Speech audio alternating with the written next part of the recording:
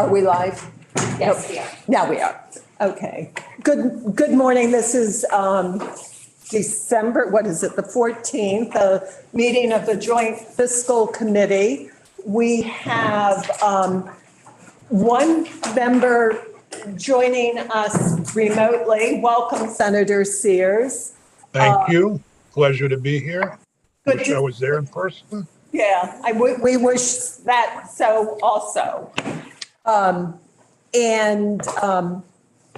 We're just now being joined by a member who's had car trouble. I'm glad you made it. What a morning. And another member will be arriving in a little bit. So there we are. And we've reorganized the agenda a bit. So just for folks who may have looked at it earlier online, we have moved the presentation or discussion of the executive branch fees up to the first substantive item. And then we're going to have the conversation about the emergency rental assistance program. And then we have also added, because we just received this morning or last night, the final package of a land acquisition / donation request from the Department of Fish and Wildlife. So reorganized and added a new item on the agenda. I just wanted to review that for folks who may have looked at an earlier agenda and be totally confused by why we're doing what we're doing the way we're doing it. So Commissioner, actually we need to do the minutes first. So folks have received the minutes and would welcome a motion to approve. Thank you. Thank you. Is there a second? Second. And so Rep. Fagan approved and Senator Kitchell second the motion. All of those in favor, please say aye. Aye. Any opposed? Thank you. Do you need your packet for recording stuff? You've got your notes. Okay. Thank you. So the next item on the agenda, Commissioner Gresham, if you care to join us up here. We, in the big bill, I forget what the budget. You might want to number- rephrase that from care to please come Would you up. please? Yeah. There you go. Would you please join us? I don't know, the left seat or the right Which is seat? further away. So the budget bill asked the administration to provide us some information on executive branch fees and fund deficits. We've received that in document form, but we just wanted to have a chance to have a conversation with you about that. So tell us about what you have sent us, please. Well, I trust you all have read our document cover to cover. Of course. I did read it, but not cover to cover. So yes, Madam Chair, we were asked to provide 3 documents to the Joint Fiscal Committee.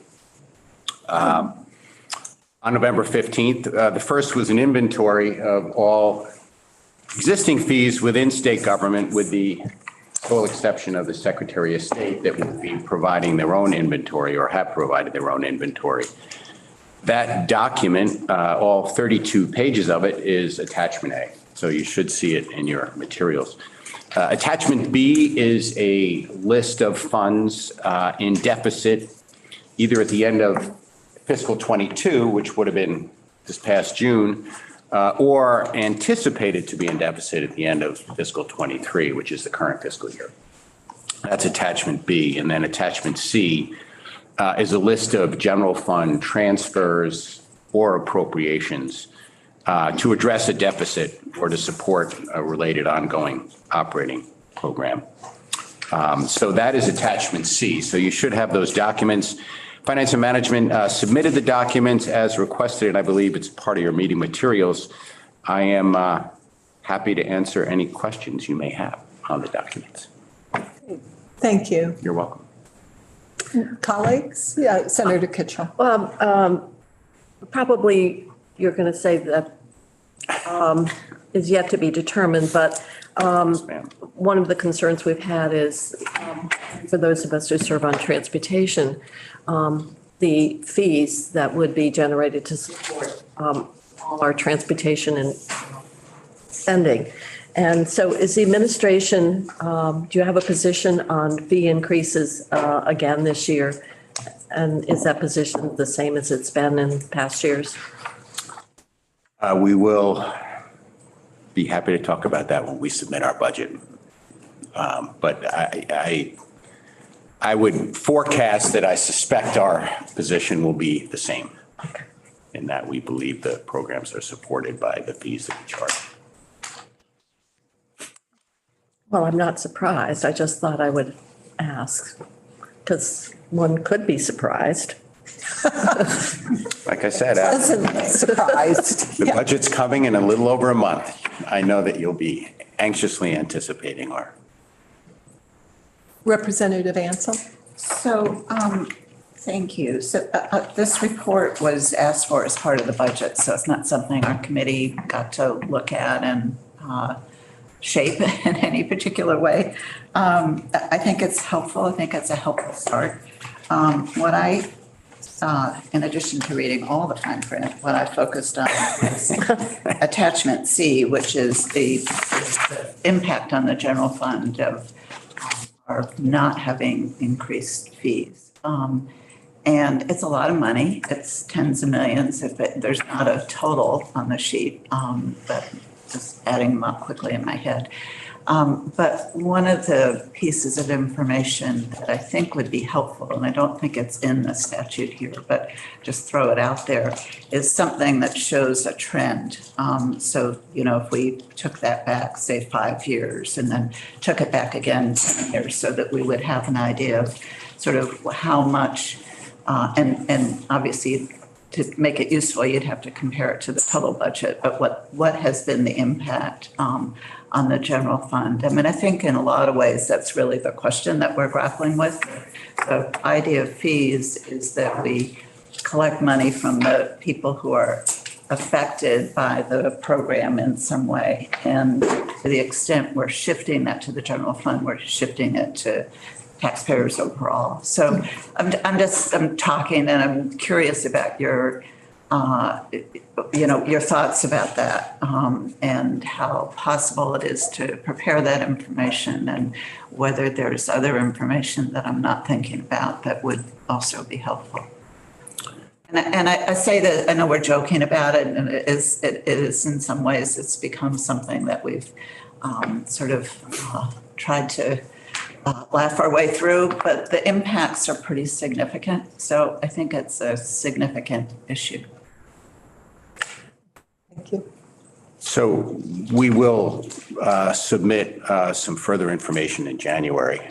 I'm afraid you won't be here for that. But we are submitting, as part of the big bill, there was a request to submit a report on programs that are supported by fees and whether they're adequately supported. So we will have something to say on that. What I would note regarding attachment C is that not all, in fact, I would say the majority of what you see on here, general fund transfers and the one appropriation, really are not due to the amount or the amount of a fee.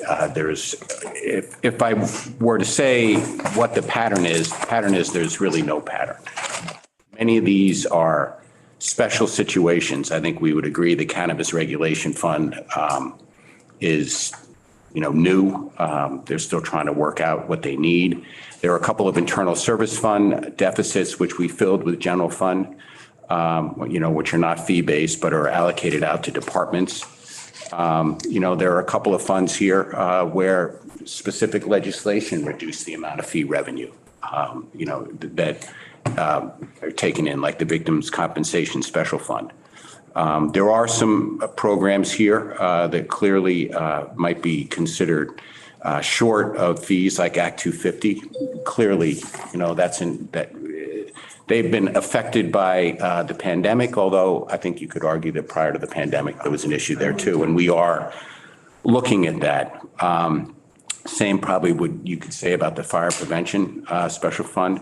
The parks, pandemic was tough on them. Our hope is that, actually, their visitation is at record levels. So our hope is that, that fund will replenish on its own.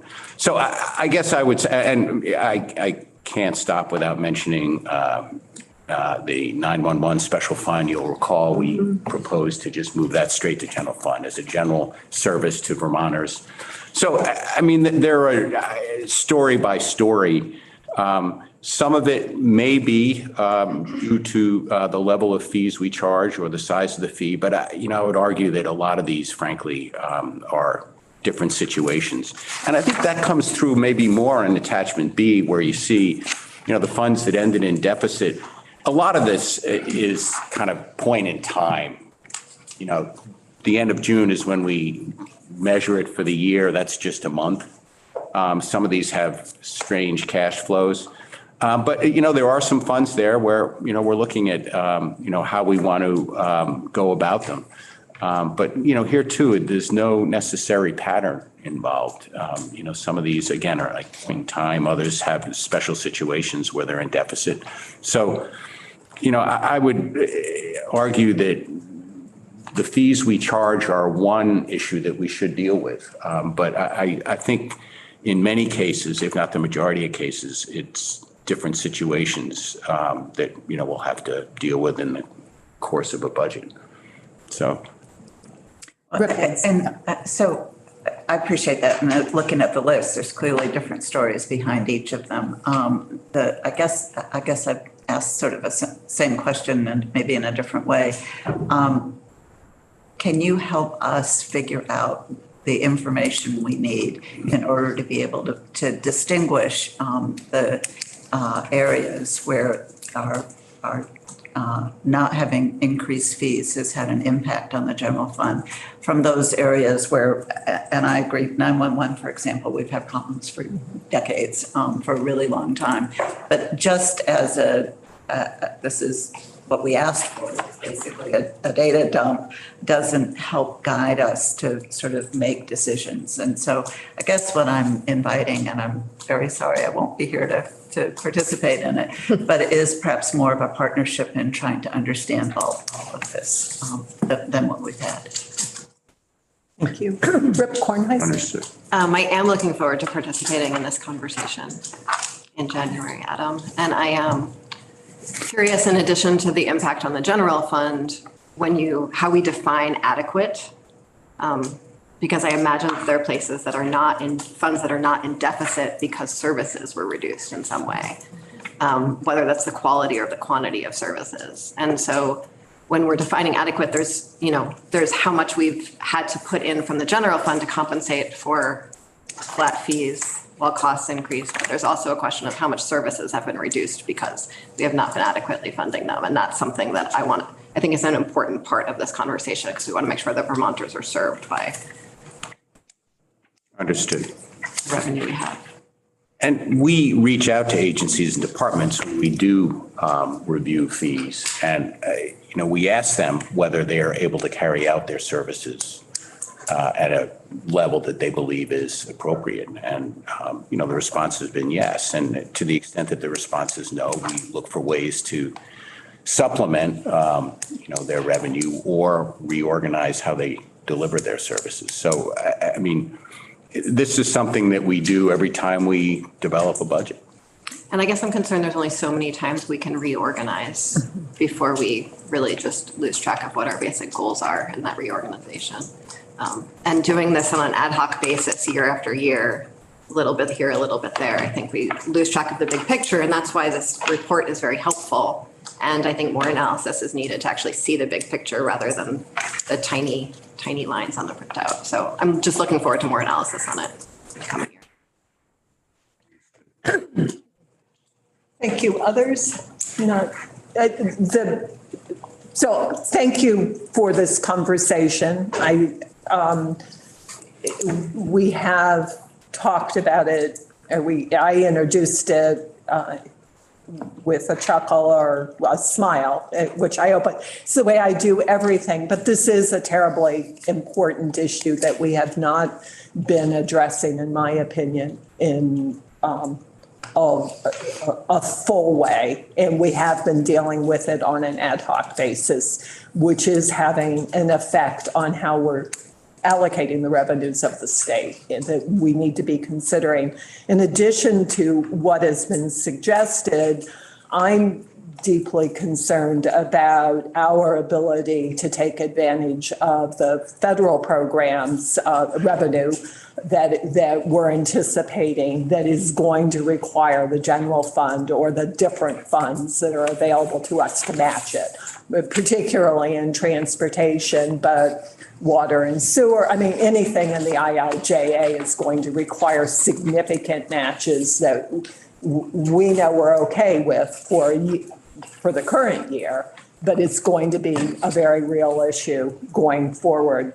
And then in addition, the former pattern that we had of looking at fees every 3 years comprehensively assured that they were being incrementally changed over time so that it was not a shock to consumers when fees were increased, to 5 years later, or I think in some cases maybe even 7 years later or more, having to jump up fees to cover the actual cost of service really is a disservice to the folks who are needing to pay those fees. And I think it's really time that we dig into this problem and address it in a comprehensive way. So thank you for being a partner with us in doing that in the next session. And I'm really happy to hear that Ways and Means will be thinking about it deeply. So thank you for that, Commissioner. We appreciate you juggling your schedule this morning to be with us. We know this is a highlight of your day to join Joint Fiscal Committee. So appreciate you being here. And so the next item on the agenda is a discussion of the Emergency Rental Assistance Program and Transitional Housing. Dr. Chen and your colleagues are here. Please join us down here. Mr. Farnham, you want to just grab another chair and join us up here. And anybody else you would like to have join us, there's room at the table.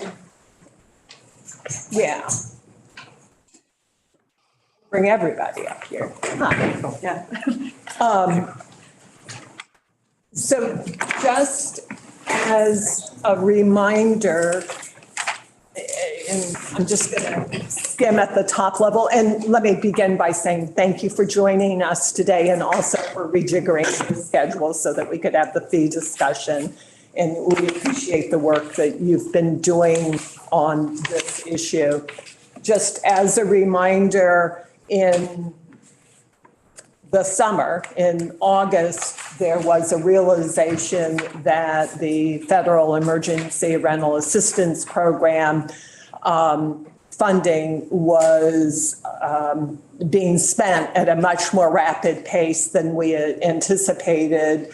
The Agency of Administration did some deep, careful analysis, figured out where we actually were with the spending. A huge amount of work to determine that.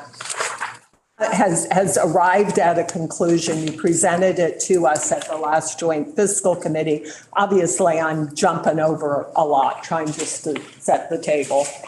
And we are required, because of the way we accepted the federal grant, to approve any reallocations of the ERAP, the Emergency Rental Assistance Program. So we are required, Joint Fiscal is required to accept any reallocations of that. In that discussion at the last meeting and through these past months, there has been a view that it is very hard to say, yes, we should reallocate this money, the ERAP money in this way, without understanding what the administration's plans are for the $15 million that were of general fund that were allocated in the current year budget to one, and two, to understand what other plans the Agency of Human Services, the Department of Children and Families had for generally, not for addressing the housing needs of the community that we're trying to serve here. We wanted to see the plan in order to understand how we should be allocating the money. In the budget, we said, based on the knowledge and the information that we had last year, that we would reserve $15 million of general fund, which at that point we believed would cover the 3 additional months of emergency housing expenses. At that point, we thought they were about $5 million a month. So that was enough money to get that population of folks to the end of the current fiscal year. The plan being, we would be back in session, the legislature would be back in session and be able to partner with the administration on developing a comprehensive plan for how we're serving this population. That idea was blown up because of the way the ERAP money was being expended. And here we are today. And what I think we should do is here we received last Wednesday the plan for how the $15 million would be expended. And we've tried very hard to digest that in that time frame. But we should have a public presentation of that, and then a conversation following on that is in terms of what actions we think we should be taking.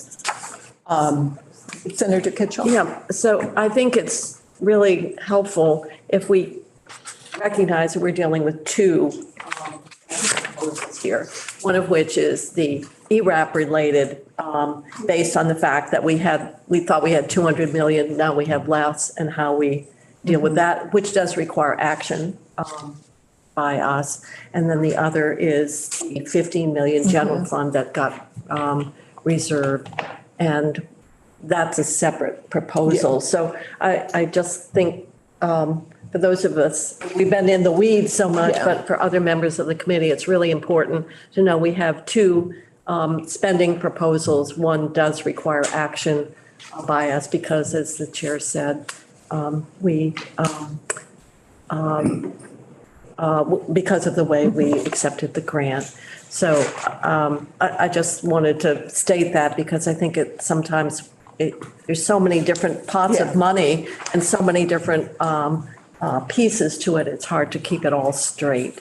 So are we going to do the ERAP first? Well, let me just turn this over to Dr. Chen and or maybe Mr. Farnham is Can we just first put on everybody deck. on record then? Yeah, and what, will you please introduce the crowd? And then we'll turn it over to you, so. Okay. Thank you, Madam Chair. So I'm Douglas Farnham. I'm the Deputy Secretary for the Agency of Administration. Harry Chen, Interim Commissioner, DCF. Katarina Lasias, Senior Advisor to the Commissioner at DCF. Polly Major, Policy Director for Vermont Housing and Conservation Board.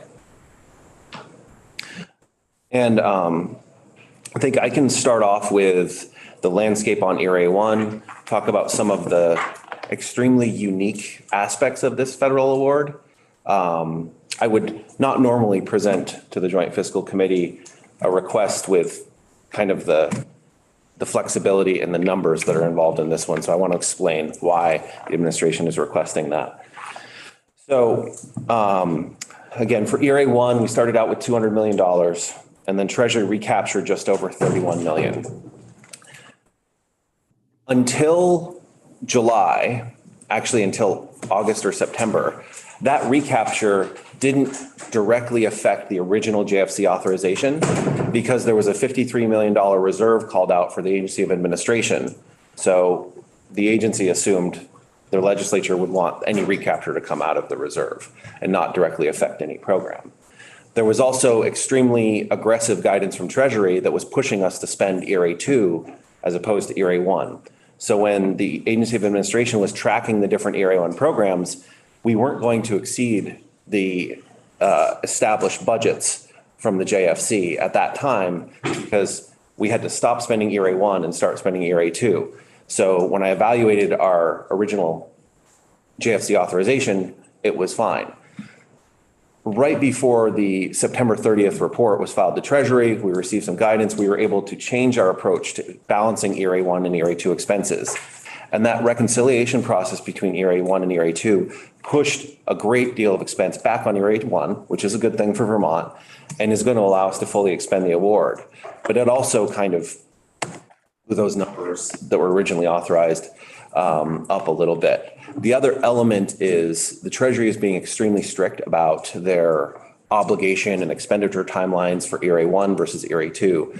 So program by program, we have to go through and parse out which expenses can be moved back to ERA 1, which can't be moved back, and try to make administrative decisions to minimize the amount of money we're spending on admin, and also reduce audit risk, et cetera. So in this memo that I sent to the Joint Fiscal Committee titled Emergency Rental Assistance Approval Request, item 1 is really talking about that ERA 1 reconciliation. And this is a snapshot of the current, and actually these numbers, this snapshot is already invalid. It's already shifted a little bit.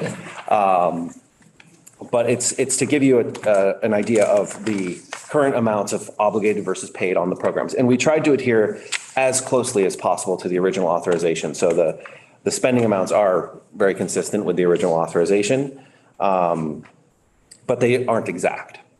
And we did draft an accompanying motion that asks for an approval up to a certain amount and then allows AOA to adjust. Now, normally we wouldn't do this because if we don't approve an expense for a particular program, there's nowhere else for it to go. So AOA shouldn't have the authority to adjust an appropriate or an allocation that the Joint Fiscal Committee has made. In this case, anything that's not approved for ERA 1 would then just shift to the ERA 2 budget items. And that's why in item 3 of this memo, there's a range. So depending on which costs we shift in which programs, that will push the range of expenses. We're not changing the actual activity of those programs at all. We're just reclassifying between ERA 2 and ERA 1. So that's the reason item 3 has ranges on it as opposed to firm numbers.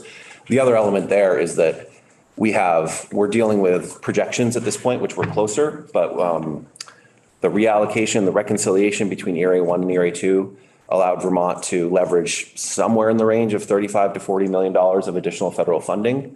And that allowed us to propose an extended structure for the emergency rental assistance program beyond what was announced in late August, early September, if I'm remembering the timeframe correctly.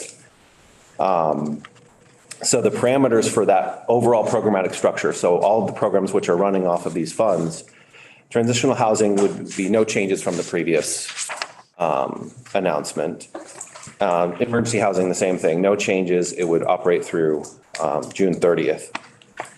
Housing stabilities, that's a big change. The available funding would be used to provide 3 years of wraparound services.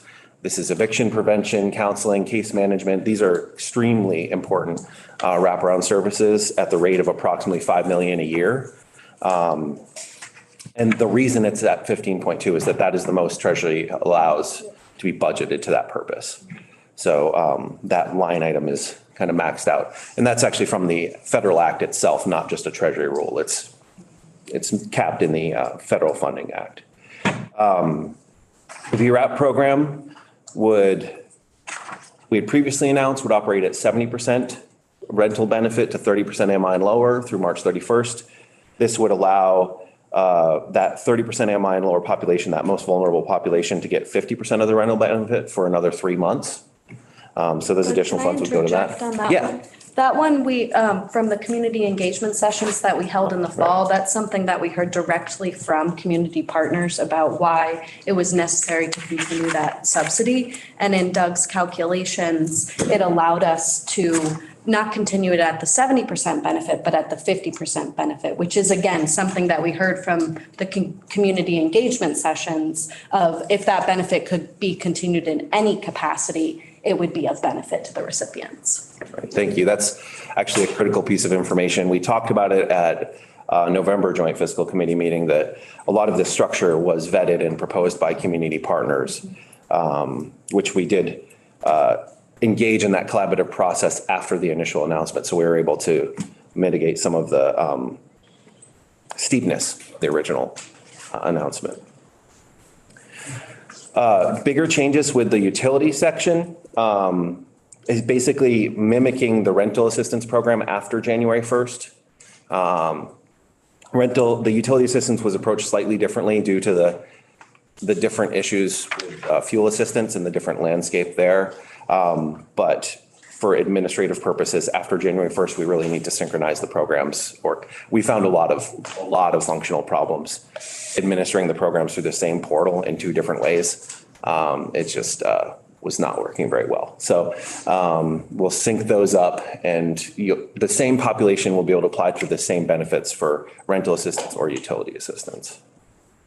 And then if all of those programmatic changes, the additional funds would be allocated to those. And then if funds are available, VHCB was approached by the administration, has agreed to utilize some of the ERA 2 for permanent investments in affordable housing. So we would only activate that grant if, as we get closer to the program sunsetting, it's clear we have enough funding and we can carry out this programmatic structure and issue that grant.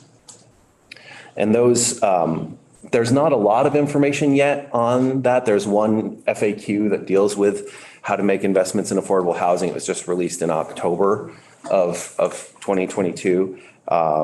So we are working with Guidehouse and with VHCB to explore exactly which projects might be eligible for utilizing this funding and freeing up more capacity for emergency housing. And if I can add to that, Doug, we're really evaluating these regulations to understand if they'll work within VHCB's existing programs.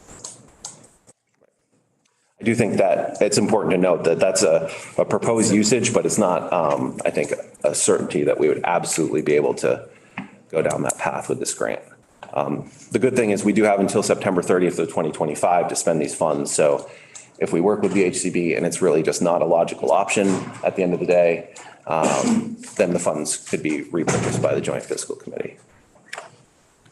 And that would then, I'm just trying to think about the timing. That's not even during the session question. It will be next year before you're probably aware, one, of how you're doing all of the spending, and you've reconciled that to see if in fact there is that money available, at which point then we'd be saying, okay, can we spend it in this way?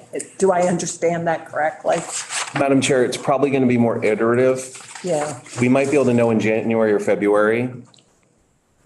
I think by that time frame, we'll have worked with Guidehouse and we'll know, can we do this or not? Does this really make sense? Mm-hmm. And in that same time frame, I would be able to identify an amount of funding that would be safe to grant to VHCB that would not endanger this programmatic structure at all.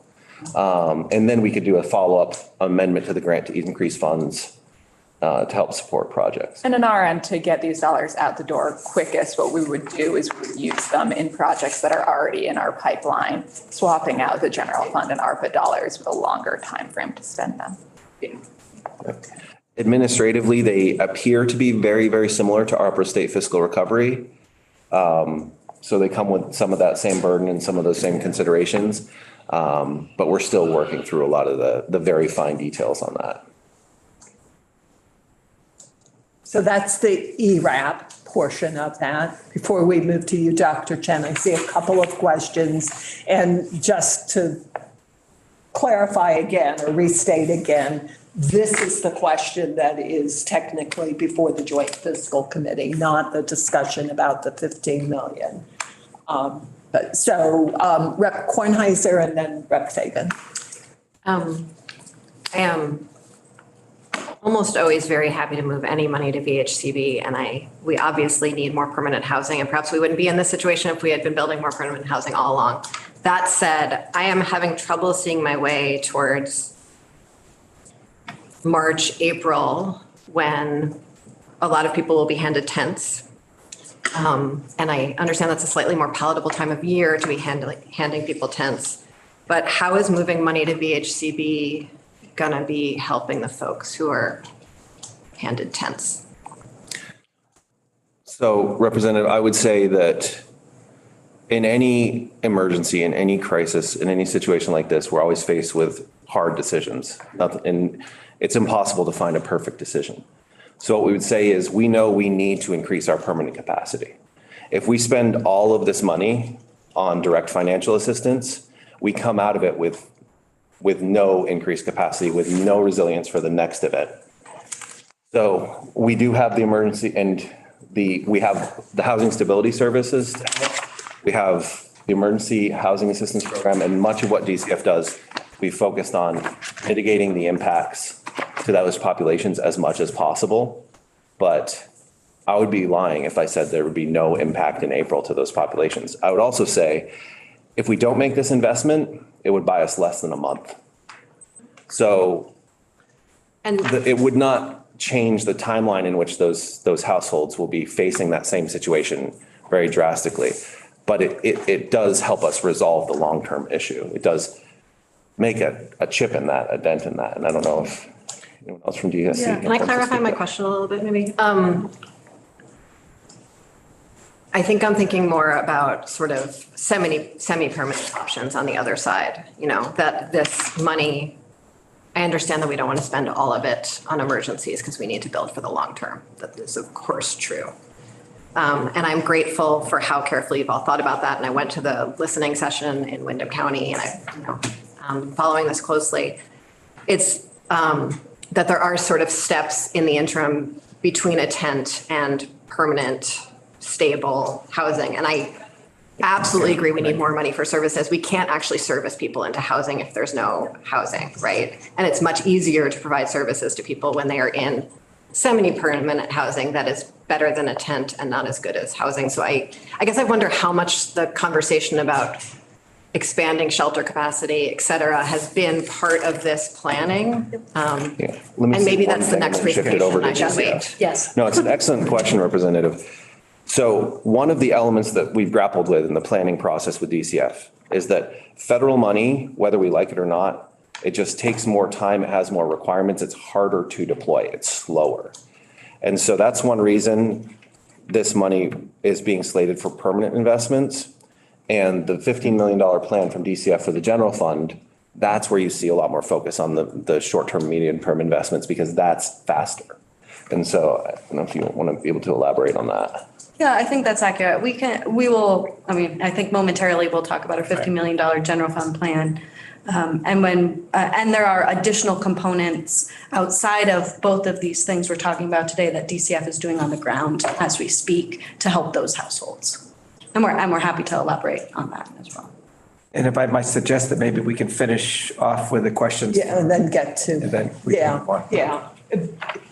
Because I catch myself wanting to say, yes, but, so Rep. Fagan. Thank you. So I actually heard from a constituent, and I just wanted to put this out there, and it was regarding the housing repair funds that are just a tiny piece of this overall, but extraordinarily helpful. And the comment was there the concern about continued concern about properties with child life safety issues, with lead and rotten windows, with red tag boilers, red tag fuel tanks, and electrical fire hazards. So what they are asking is, because the program is now out of money, is there any intent here to finish the work, if you will, or to put a little more into it?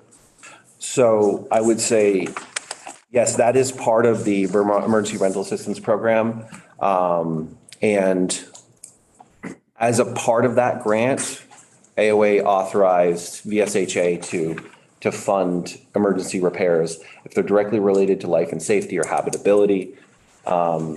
And I authorize that to continue under this, the 45 to $50 million number of VSHA contemplates that need and contemplates continuing that. With ERA 1, we were, how to frame this properly, aggressive in our interpretation of what immediately challenged habitability. With ERA 2, the programs are competing more for funding now than they were before. So we're dialing that back and making sure, okay, it has to be a clear and present life and safety risk or habitability risk, but we are still engaging in those. So for instance, if someone has a leaky roof, we wouldn't necessarily fund that anymore. But if they have a leaky roof that has created black mold and has created an immediate eviction possibility, not because of the situation of the tenants, but because the building is no longer safe, then that's a project we would still be able to fund. And that also creates a little bit of uncertainty in some of the programmatic, because I'm trying to combine the direct financial assistance with some of those critical habitability projects. Because if we have units going offline, units are units. So if we lose units, that's almost worse than not building. Representative Fagan, I'd also add that we have programs at DCF that already address some of those needs. And while they're not funded by this federal source of funds, they do exist to help with those needs. For instance, I know at the emergency board just a few months ago, the funding for our LIHEAP program, in addition to They replace servicing- boilers and fuel tanks, that's Exactly. right. So there are some other programs that do help with those. Thank you. Okay. That's ERAP. So let's now move to the proposal for the 15 million, which is not part of the work. Let's get the full picture, and then we do need to have a motion authorizing, if we choose, the change of the ERAP money. But I would like people to have the full picture so that they can be comfortable or not, or uncomfortable with the ERAP motion. So. Madam Chair, may I say one additional thing? In relation to your question, Rep. Kornheiser, another element that went into the consideration of how to structure and balance these two elements is that the federal rules around the ERAP money have kind of a gap in the middle where they have direct financial assistance, housing stability, and permanent investments in affordable housing. And those shorter and medium-term strategies don't fit as well into the federal guidance. So that also played into the decision.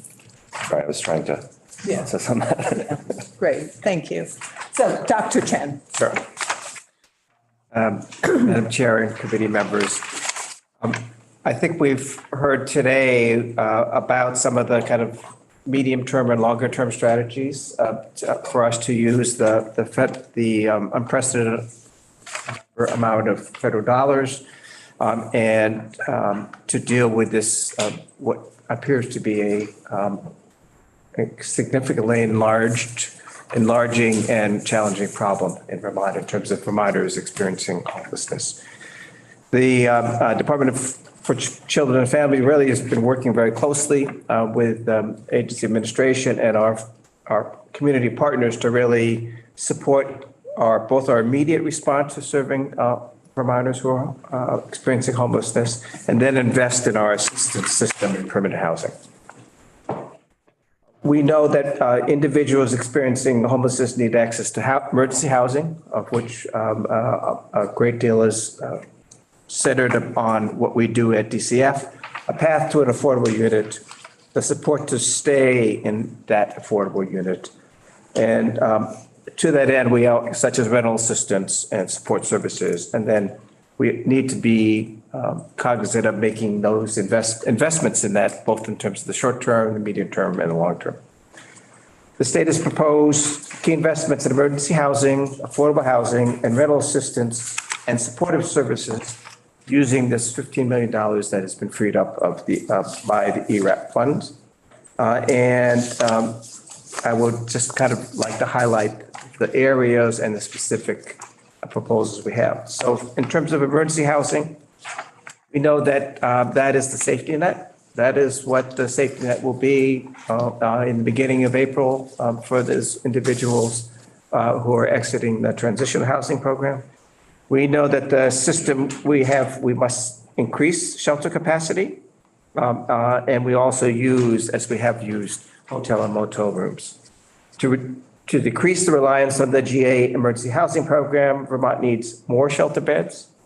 And of note is that shelter beds are not only less expensive than hotel motel beds, but they also integrate individualized services in delivery. So in terms of a model, we feel that that's the preferable model in terms of being a shelter first state. Within the $15 million appropriated to DCF to ensure emergency housing in state fiscal year 23, there are funds to provide flexible funds to ensure households who meet adverse weather conditions eligibility between now and April 15th, whether because they've utilized their ERAP eligibility or the end of the transitional housing program, they'll receive housing. So that's part of the $15 million. Funds may be necessary because of the variable eligibility criteria and timing out of that. In addition, we plan to expand emergency shelter capacity, understanding that that's one of those intermediate steps we can take to fund VHCB projects currently submitted 3 to 5 expansion projects. Next, we would want to invest in affordable housing for those experiencing homelessness. And as those within the $15 million, we understand that this is a partnership with the Department for Housing and Community Development and the Vermont Housing and Conservation Board and other community partners. We would designate some funds to provide incentives for more homelessness units within current housing projects and increase funding for the Housing and Community Development VHIP program to improve units quicker and get them online quicker for expand the availability of affordable units. And finally, we would also want to provide rental assistance and supportive services, both to expedite very low income households getting into permanent housing, but as importantly is homelessness prevention. So as we wind down the federal programs, the last thing we want to do is have an individual lose a unit that they're currently in. And this would include rental assistance, supportive services for current individuals who are in housing, and a bridge, important bridge between federal vouchers and for individuals who actually would be eligible for federal vouchers, understanding the time it takes. So that's an important strategy to bridge that time gap between when they're leaving the transitional housing program and finally entering affordable housing, funded to some extent by some of this general fund, $15 million general fund, as a bridge to a more permanent solution with a federal voucher. We also want to tailor services for individuals with complex needs. I heard that a lot last time when we presented to this and other committees about implementing permanent supportive housing unit Medicaid benefit. With the $15 million, we'll provide rental assistance for extremely low income reach-up families. Again, this is a gap not covered by some of the other proposals for the ERAP funding, and reach-up families until they receive permanent subsidies, and we would bridge arrearages and moving costs for extremely low income Vermonters, less than 30% AMI households. Once the federal funding is no longer available, DCF's Housing Opportunity Grant Program will be the sole program to help with arrearages. And we expect that demand will be increasing, and so that's part of where we're putting some of the $15 million. And these are outlined very specifically in the memo that I shared with the committee. Thank you. Senator Kitchell. Yes, I was interested in the expansion of emergency shelter capacity. That's something we've talked about, and it's been difficult. We had 2 areas. We had put money in a number of years ago, getting them online. And so I was just wondering, you saying support 3 to 6, which 3 to 6 projects currently under development. where would those projects be located? There are projects that are in our pipeline Right. around the state. And because this proposal came to us so quickly, we haven't had these specific conversations with them about using this source of funds. Okay. What I will say about it is they're at different points in the development timeline. So some are working on permitting versus some would be more ready to go under construction And sooner. they're scattered around the They're state? scattered around the state, and they're also both investment in expanding shelters, creating new shelters, and also rehab. So the bed number that you see in the memo, which I think is 64 to 80 beds, depending on how many projects we can serve, that would be improved beds or new beds. I would just add to that we have shelters that we're currently working on right now. So while this would help VHCB's projects that are in the pipeline, we are currently working on projects in central Vermont, in the Northeast Kingdom, in Burlington, as well as working with domestic violence agencies as we speak. Senator Brew. A question about the General Assistance Emergency Housing Program. If I'm reading it right, the 4.8 million is both to expand eligibility and cover expanded administrative needs due to the expanded eligibility. And I'm wondering if you have a breakdown or a ballpark breakdown of how the 4.8 shakes out in terms of how much is directly expanding eligibility versus how much is going to administrative functions in DCF. We estimate that about 4 million, maybe a little more, would go directly to the GA program. The rest would go to administrative costs. Good to hear. So the bulk would go. Great. Rep. Kornheiser. I'm curious about the new shelter bed capacity development, both this new allocation and then what's currently in the pipeline, both the geographic distribution, how many new beds we're talking about, and how you see that lining up with what you expect the point in time count to come back at next month. I think the ones in the pipeline right now, I think like everything has been experiencing supply chain delays. We've seen the news about the Elmwood project that was supposed to come online this past fall. It's been delayed to January. I don't have the bed counts in front of me, so maybe that's something that we can follow up with the committee on, just to make you aware. But those are projected to have an impact this winter. I mean, just last week, Another Way is standing up a shelter in central Vermont. And that's something that we're really extremely grateful for the central Vermont community on that, but there are projects underway right now. And then I think the second part of your question might be better directed at Paul. If I may, when we talk about that particular shelter, it's a church that is providing for the overnight. It is not, something Yes, it's an more overnight shelter. substantial. And yes, maybe there'll be services in there and folks are scrambling to figure it out, but it's not what we're hoping for in terms of the sort of shelter that folks should be, that we want to see folks. Understood, yeah. It's And very much a stopgap. I think this also is addressed by a lot of the things that the committees have raised, including the policy committees, of what do we do now? What do we do in a couple of months? What do we do in a year? What do we do in 5 years? So, we're trying to address every single component of a plan like that. And actually, I'm going to save you from answering the question because I think what I'm asking these very detailed questions in the hopes of actually better understanding a timeline of, how all of these different projects fit into what is sort of a 5-year or 1-year timeline of, we know what's going to happen in April. How many folks are we expecting to be in tents? How many new shelter beds will be available for those folks?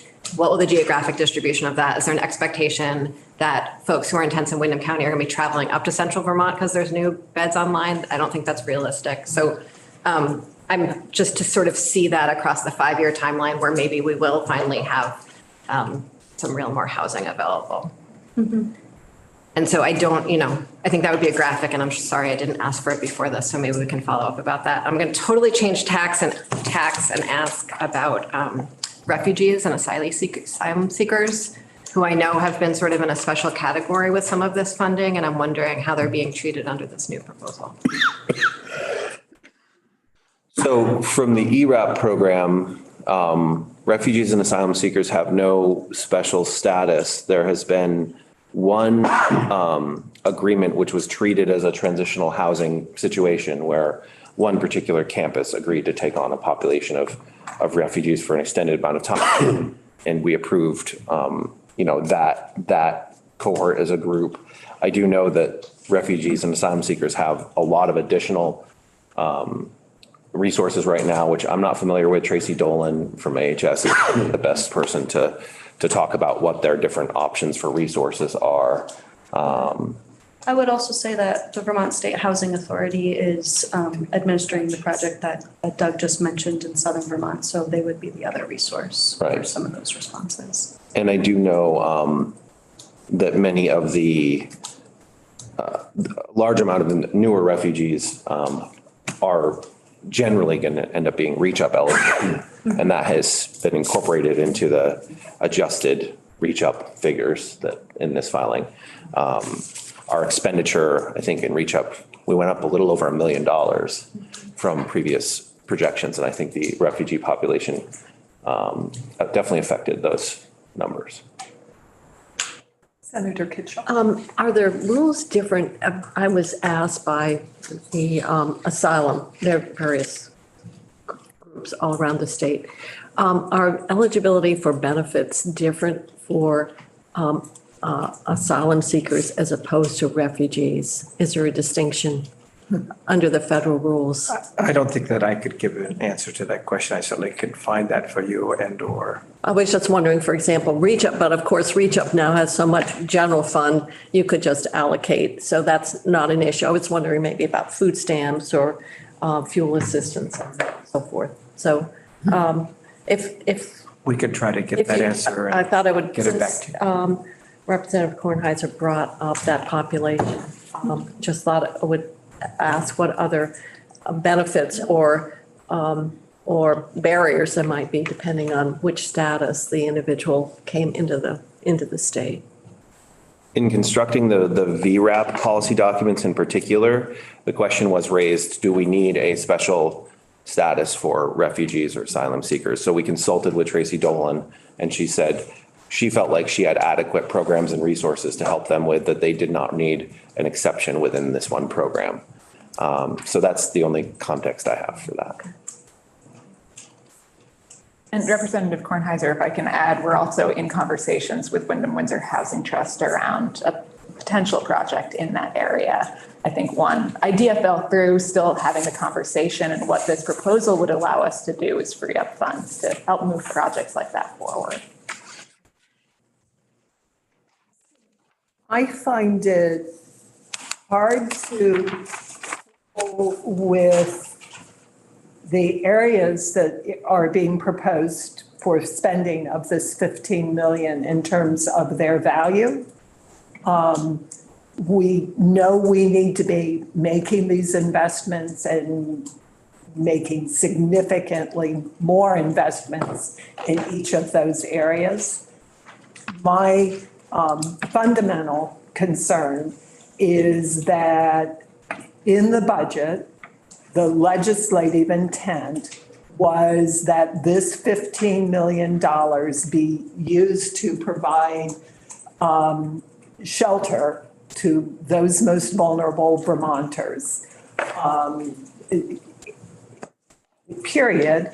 And then getting us into buying time, essentially, to get us into the legislative session so that we could have a really deep conversation and lay out a thoughtful strategy or plan, not for how to spend money, but for how to serve Vermonters who are experiencing homelessness and danger of losing their homes and are generally terribly vulnerable. What we have not been able to do is have that legislative discussion and develop that plan. And Dr. Chen, your staff and AHS staff knows deeply how frustrated I am with that. And I appreciate the conversations that we've had around that. As we've noted, our obligation here today is only to talk about the ERAP and to address that. We're going to have this discussion about what our plan is. Let me note that what we have learned, thanks to the hearing and thanks to the research the staff has done, that as a result of the transition out of the ERAP money, there are now 8,000 households who are not receiving ERAP services. I don't know what's happening with them. I don't think any of us know what's happening with them. We know that 40% of the vouchers that people have are being turned back in because they are not sufficient to cover rental housing costs. We know that, I don't think we've made any significant dent in the number of people who are living in hotels. I think we're still at the 1,500. If I can just clarify that, there are people entering and exiting homelessness, but the same number remains in homes. Yes. I just want to make that clear because there has been progress. There's been great progress. Yeah, there have been. And some people now actually have housing and, they're safe now. But we still have the same number of people who are living in hotels, and I don't know what's going to happen to them on March 31st or April 15th, whenever that money runs out. And the notion that we can go back to the way it was before, we cannot do that. And so we can't solve that problem today, but we have to solve that problem. And I don't think it's wait until the big bill is presented and a solution is arrived at there. In fact, I think I had hoped it would begin, you are beginning now, but it's got to be the budget adjustment and going forward. So we're going to have to move fast to figure this out because people are still desperately in need and we don't have a solution. As I said, we have a spending plan, but not a solution. I know we have the right elements and pretty fabulous partners who are doing this, but there's some real serious gaps still in how we're going to serve the most vulnerable Vermonters. And so that's my plea to our colleagues going forward to figure this out with the administration. So thank you. Yeah. So Madam Chair, I would just say I'm in complete agreement that this is a challenging issue that we will have to have that conversation. We fully intend to do that with you. We have a team at DCF and in state government and with community partners that are all thinking about this issue every day. Yeah.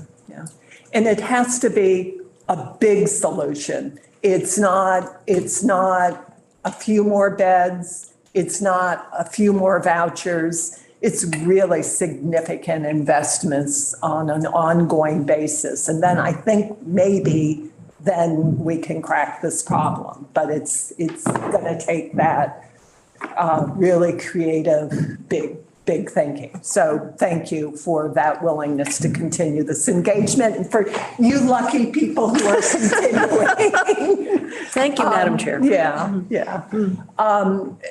So unless there is further discussion on, let me bring us back to what needs to be consideration of the ERAP. I'm sorry, Senator Sears, I see your hand. Well, I just wanted to ask one question of the group from the administration, seriously. This is not just a Vermont problem. the nationwide problem. And I'm wondering if they're working with other states, particularly New England states and New York, that are having similar problems. And a lot of the people who are struggling with homelessness in my area are struggling in 3 different states. They may be in Vermont for a little bit, and they may be in Mass or New York or wherever. So I'm wondering if they're working with other states. I would say yes. We take examples from other states and meet with them and learn from them regularly. I think a strong example of that is the landlord relief program that's set to launch next month that was approved in last year's budget, which is an incentive program for landlords to serve people exiting homelessness. That's an example that, while not a New England state, Senator Sears, we've been meeting with Washington State for that model. I think just a few weeks ago, VHFA hosted their summit and had someone from Connecticut come and talk about their zoning. That's something that we've continued to meet with Connecticut on and learn from them to see how that could impact our state as well. So there's just the examples at the top of my head, but of course, that's something that we look to. We're not the inventors of all ideas. Thank you. That's helpful. And I'd also add, Senator Sears, that I think the upcoming point in time count will be very helpful because the last data point we had was pre-pandemic. So it'd be very interesting to see how all of the country shares in terms of this issue. I spent a fair bit of time in Oregon during the pandemic, and certainly was pretty obvious on the streets in Portland. I'm really proud of what this state has done. We've taken, really significant steps towards solving this problem. We could do so much more. Yeah, but I want us to be leaders on it in the country. So the ERAP, Senator Kitchell. Well, unless we have further discussion, I'd like to move, in my mind, what we're doing is almost a budget adjustment for the ERAP funding based on spending and how we want to adjust those expenditures and look forward to a contingency if we can have money for the bricks and mortars and if it's permissible. So I would move grant acceptance as passed by the Joint Fiscal Committee on February 11th of 2021, related to grant number 3034 to the Vermont Agency of Administration from the U.S. Department of Treasury Emergency Rental Assistance Program, ERAP 1, be amended as presented by the administration. I'm not going to go through all the figures. We have it here, but I would move approval of the funding proposal and adjustment. Second. Thank you.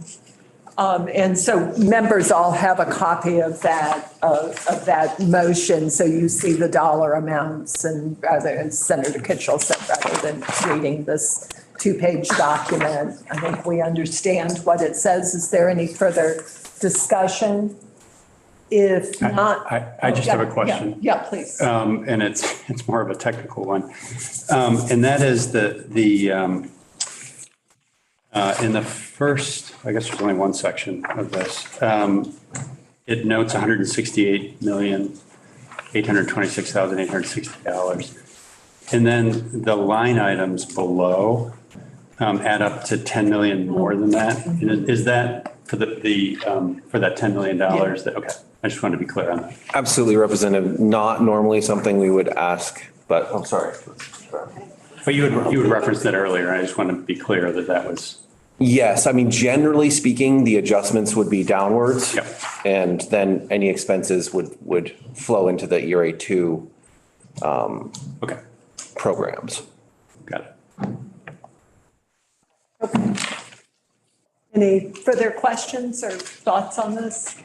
If not, Rep. Fagan, if you'd call the roll. Thank you, Madam Chair. Representative Ansel. Yes. Senator Baruth. Yes. Representative Brigham. Yes. Senator Cummings is absent. Representative Fagan is yes. Senator Kitchell. Yes. Representative Kornheiser. Yes. Senator Sears is on Zoom. Senator Westman. Yes. Representative Hooper. So say you didn't call me, but that's the way it works. Yeah, yes. Thank you. We are 1, 2, 3, 4, 5, 6, 7, 8, I guess 0, 0.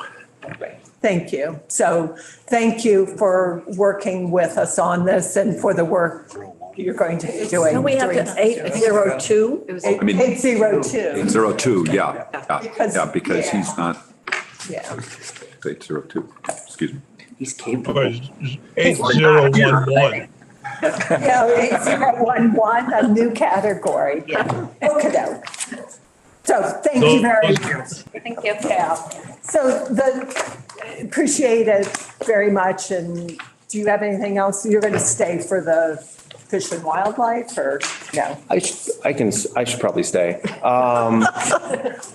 One quick thought, Madam Chair, if that's okay. When I was listening to Dr. Chen, one thing jumped out at me, feedback that I've gotten from kind of working with the VRAP program is that the money to move element of their program, they received a lot of really strong feedback on that it was one of the things that happened to change outcomes a great amount. So I would say that's an element that when people have very low amounts of resources, that ability to, the money to move and make that transition is one of the things that really changes because if they don't have that money to move, then sometimes they are just prevented from occupying. And that's why we included that in our $15 million plan, that the money going to the HOP grants, because we know that gap is missing now that that program isn't in existence. And it's not an extremely expensive element, but it is also like having the money for that available for them at the right place and the right time can sometimes be the light switch as to whether or not they get housing. So that's from an outsider perspective. I'm not a housing expert, but that is one element that stood out to me from the programs. Yeah. There are a lot of, I don't know, little small things that we could do that would help folks to be successful. And we need to discover them all and figure out how to make that work. Right. Yeah. So thank you. Thank you all. Thank everybody for this conversation. JFO has spent a huge amount of time on it, as well as the folks at AHS and VHCB and all of our other partners. So thank you for the continuing work. So the next item, we do have this additional item, which is on the agenda, which is a land acquisition donation request. We finally got the completed paperwork on this morning. Actually, it wasn't yesterday afternoon. Good morning. Thank you for joining us. Good morning. You came down Yes, from. Madam Chair, committee members, Will Duane from the Department of Fish and Wildlife. I'm the land acquisition coordinator. I understand you have a typical process for reviewing these. Yeah. I'm more than happy to describe the acquisition itself, some of the process we've been in the last couple of weeks that landed us here, whatever the preference. If you want to give us just a very, very high level, this is where it is, Yes. what it is, and what you're asking of Very good. us. Thank you. The Department of Fish and Wildlife is looking to acquire two properties, two abutting properties, one in the town of Weston, one in the town of Mount Holly. It's a total of about 445 acres. It is critical black bear habitat. It's a connectivity area that connects the Okemo State Forest and the Plymouth State Forest. The Green Mountain National Forest is just off to the west. There's pretty intense development pressure in this area as well. The Department of Fish and Wildlife received close to $1 million a few years back from a stipulated settlement at the PUC with the Iberdrola wind development. About a third of that went to a black bear study that our department has been working on. The balance of about $600,000 now we're using toward land acquisition. This acquisition would spend down about half of that balance. Total expense is about $310,000. The properties were appraised for $660,000. The Mount Holly Conservation Trust, which is a local land trust, moved quickly, took a pretty big risk to get these properties off the market and are in turn selling them to the department for $300,000. So we have a bargain sale of $360,000, which essentially allows us to preserve the balance of the fund and target another property with similar characteristics. These properties have been on the agency's radar for a few years, close to a decade. We didn't have a perfect funding source in the past, but the stars have kind of aligned to make it work now. That's terrific. Thank you. Yeah. Nice summary. Rep. Fagan? Just for a little clarity, so the donation from the land trust is $360,000, and we are being asked to pay $300,000 for these parcels. Yeah, the Department of Fish and Wildlife, we will be spending $300,000. Okay. 310, including closing costs. Okay. And just big thanks to folks at the administration and the staff for joint fiscal, specifically Sarah and Sorsha, who helped me figure out the requirements. Yeah. I don't know if you folks care to know all the background. There are two clear governor's approvals required, one in Title 10, one in 32. And in an effort to perhaps create efficiencies, I may have raised more questions than necessary, but relatively new to my position, and I'm currently in the phase of closing out several projects that, take about 12 months. Yeah, well, great job on that. And it was a bit of a scramble. The document, in fact, that we have, does it have the governor's? It's okay. No, The one I have does. No, it does. Don't worry. The one that JFC Yes. members have seen does not have the governor's signature. We have the governor's signature, and that was just the last piece. We're very careful with this process. We don't want to get ahead of ourselves or inadvertently approve something that perhaps the administration doesn't agree with.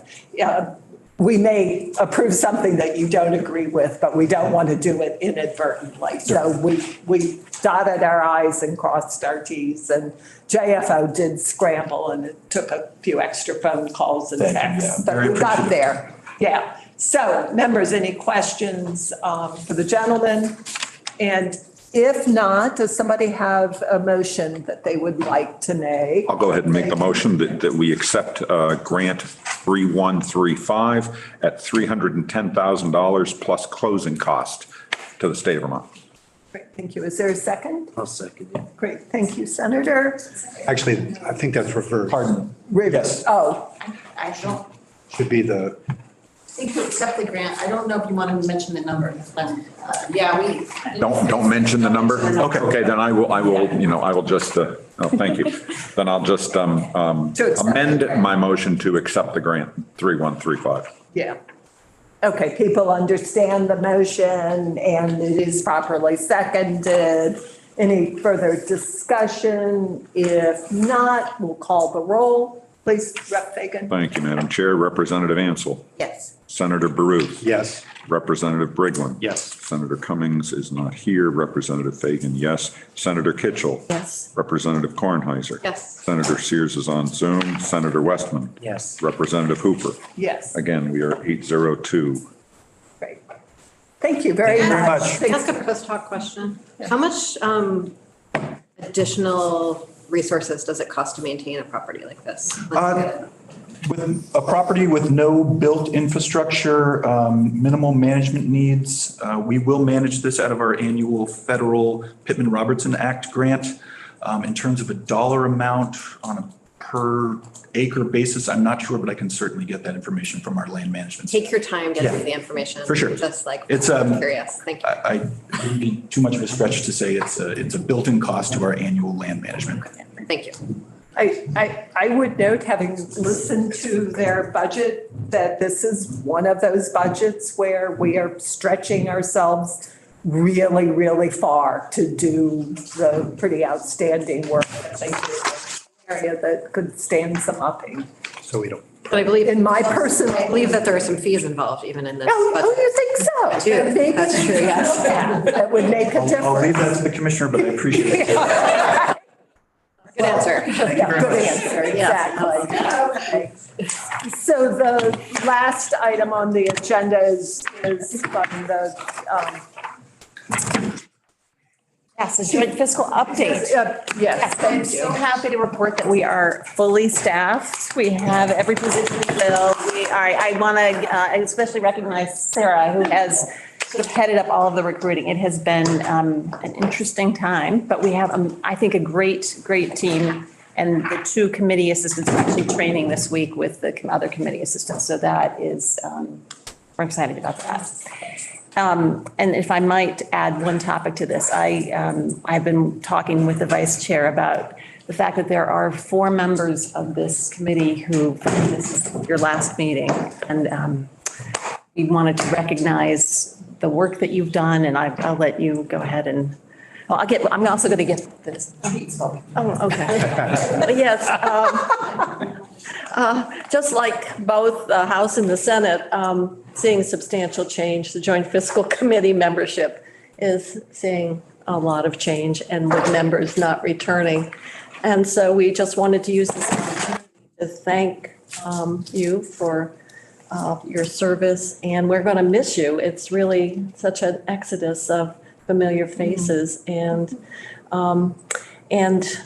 we obviously have a lot of work ahead, as this discussion today has shown. But the other part, are we officially adjourned? Well, we haven't yet. That's what I was wondering if you wanted to. I think before we go on too much more or have responses or whatever, we Probably ought to have you, if you have anything more to add, otherwise officially adjourn the meeting and go offline. I have nothing else. So, and does anybody have anything else for Ms. Benham?